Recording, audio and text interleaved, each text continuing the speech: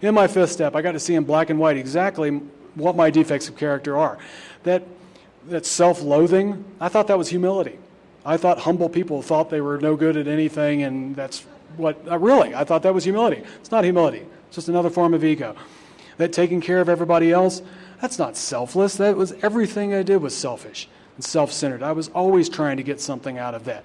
These are very painful realizations, but without that understanding of what my defects of character are, my life will continue to be unmanageable. It's my defects of character that block me from the sunlight of the Spirit.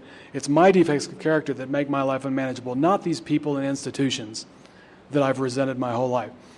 So with that painful realization, I was definitely more ready than I've ever been before, probably since, to have God remove these defects, because that's what's making me so miserable.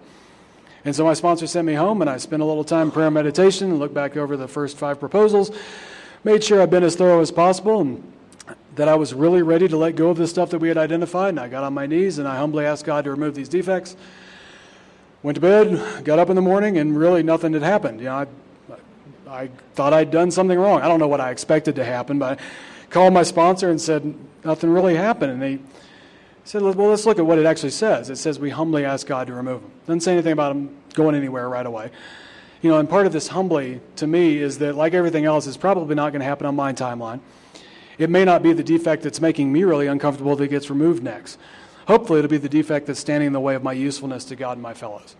And I don't get to ask for specific defects to get removed because I don't ask for my will. I just continue to ask every day that God remove whichever defect is keeping me from being useful today.